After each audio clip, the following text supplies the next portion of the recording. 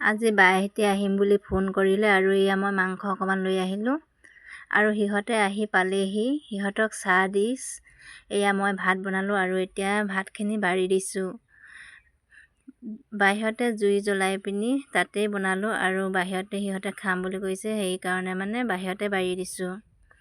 এয়া মাংস আৰু আলু বনালোঁ, এইফালে জোল বনালোঁ, দালি, পালেং আলু দুখনেই চব্জি বনালোঁ অকল। কাৰণ সিহঁতৰ খৰধৰ হৈছে, সিহঁতে সোনকালে আহি পিনি সোনকালে যামগৈ বুলি মানে খৰধৰ কৰিছে। সিহঁতে আহিছিল বেলেগ ঠাইলৈ আৰু যাওঁতে মানে সোমাই গ'ল, সেয়ে মানে সেনেকৈ খৰধৰ কৰি খুৱাই পঠিয়াইছোঁ।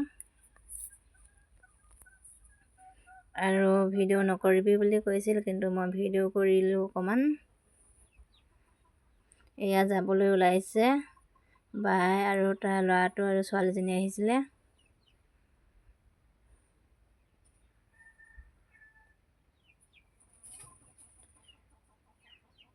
ঠাণ্ডা বতৰ যিহেতু ইমান আৰু খৰিখিনি ইমান ধুনীয়াকৈ জ্বলি আছে, সেয়েহে বাহিৰতে এইকেইদিন মানে ভাত বনোৱা হৈছে আৰু সিহঁতে এইফালে যাবলৈ ওলাইছে।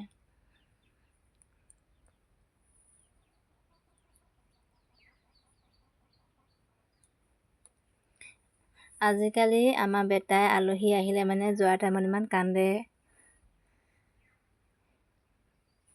মানে কোনো আহিবই নোৱাৰে, আহিলে মানে গ'লেগৈ মানে সি কান্দিবলৈ আৰম্ভ কৰে। আৰু এয়া মই চব্জি দি পঠিয়াইছোঁ সিহঁতক।